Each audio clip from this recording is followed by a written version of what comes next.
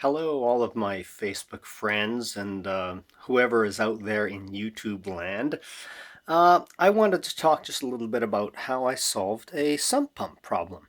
I ran into my cold room here the other day and discovered that my sump pump was running and running and running and running, and it seemed like it sounded like it wasn't really pushing water. It was just kind of working and working and working and not really succeeding in life. And I don't like to have a frustrated sump pump because, of course, eventually it gets depressed and it gives up on life and dies an unfavorable death, and I've got to get a new one. So I didn't really want to do this. So the problem is that I've got here, sorry for the shaky camera, is that it's very cold outside. It's about minus 20 overnights at the moment. We're in London, Canada.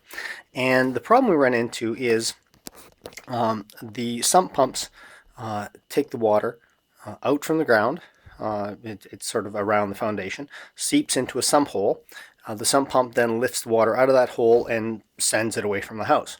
So in our case, I'll just show you here. Here's the sump pump down here. And here's the sump, the actual hole.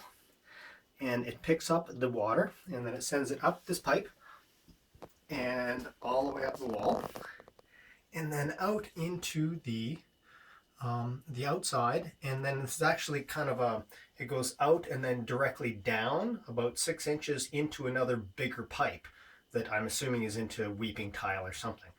So initially I thought, well, maybe it's frozen there.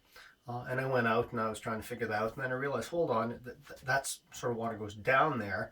But there's a rather interesting thing here. So as I say, here's the sump down here, and then it comes up, and there's this thing part way up here, and it's called a check valve.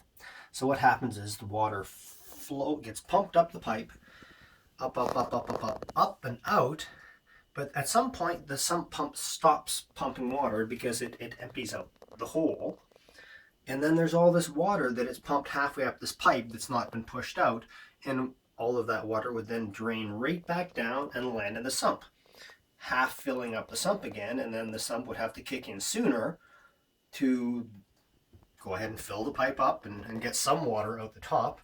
And then when it turns off, all the water that's in the pipe goes back down. So this little check valve says, let water go up, but don't let it come back down past this point, which means the sump pump doesn't have to work as well, and this is perfect. However, what that means is this whole pipe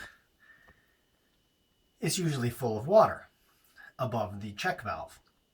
As a result, if it's very, very cold, what happens is the water that's sitting in the top of this pipe right here, and curiously enough, you can see a little bit of light there.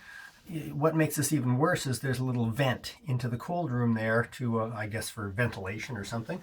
Balancing pressure, not sure why it's there. And that lets in cold air so that it makes the top portion of this room very, very chilly. Right now in this room, I happen to have a thermometer in here. I think it's, what does it say? It's currently 6.6 degrees, but it was 4.8 or something Celsius, which is just above freezing, but apparently up here, because it is accessible to the outside, and of course the outside of the pipe gets very cold as well. So this was frozen. So my solution to this was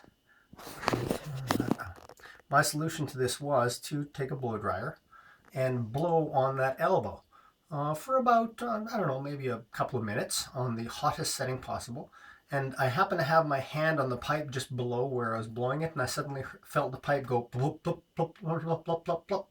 And once that started happening, it was clear the blockage had come out, and water was flowing, and it took not more than a minute, and the sump pump got rid of all the water that was in the sump itself, and problem solved. So lickety split, if you happen to have a frozen sump pump, or your pump is running and it's not stopping, consider whether or not you have this kind of situation where you have this standing pipe with a check valve holding some water in there, and if so, usually it's going to be a pretty small blockage up near the top.